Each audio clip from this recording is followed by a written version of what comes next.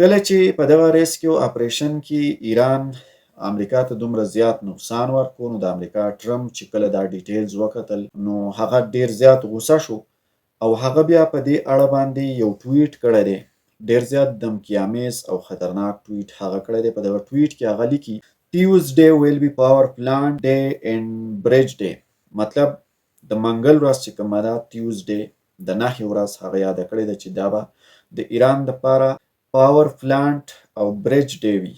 د دې نه مراد دا دی هغه یو دا اشاره ایران ته ورکوي چې په ایران کې کوم پاور پلانټس دي، د بجلۍ کوم نظام دی او ورسره د ایران سړکونه شو، د ایران قیمتي لوی پولونه شو، په دې به درنې او خطرناکې حملې کوم او تباه کوم دی. بیا وړاندې په دې کې لیکي there will be nothing like it.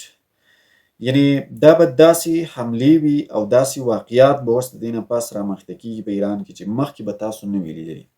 ورپسې لیکي چې open the Pekin Strait. د سټریټ نه مراد دلته کې دا دی چې د ابنای هرمز کومه لاره ده، نو ایران ته دا وایي چې دا د ابنای هرمز دا لاره چې ده دا لعنتي لاره چې کومه ده، یو قسم کنځلې یې کړلي، ردې بدې ورته ویلي چې دا لاره کولاو که. او ورپسې بیا مزید لیکي you crazy bastards.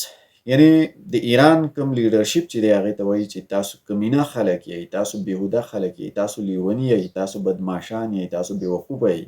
خو په حقیقت کې ډونالډ ټرمپ پخپله داسې او وړاندې په دغه ټویټ کې لیکي you will be living in hell. مطلب دا د دې خبرې د ده دا دی چې د ایران چې کوم دی په باقي وخت کې به د دې نه زه دوزخ جوړوم، جهنم به ترې جوړوم او د ایران د خلکو ته دمکي ورکوي چې تاسو په نیکسټ ټایم کې یو قسم داسې زندگی تیروئ لکه په جهنم کې یا په دوزخ کې چې ژوند تیروئ.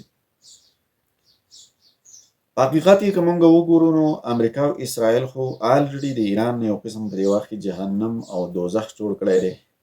د ایران د خلکو دپاره چې کوم ژوند دی نو هغه د جهنم او د دوزخ د ژوند نه کم نه دی. خو بل خوا د امریکا ولسمشر ډونالډ ټرمپ هم په ارام نه دی، بلکې د ایران نه زیات تکلیف، د ایران د عام عوام نه زیات تکلیف په دې وخت کې د امریکا ولسمشر ډونالډ ټرمپ ته راسي.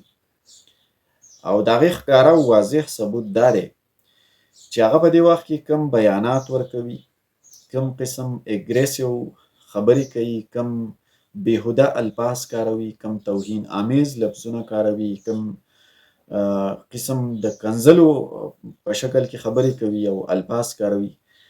نو داسې خبرې هغه انسان کوي چې کله د هغه سره لاجک، منطق، عقل او فلسفه ختمه شي، نو بیا هغه څه کوي چې هغه سره بیا د کنځلو نه، د ردو بدو ویلو نه علاوه نور څه پاتې نه وي. او فاینلي هغه د بېوقوفۍ اخري حد چې دی نو هغه دا وي چې هغه بس په کنځلو شروع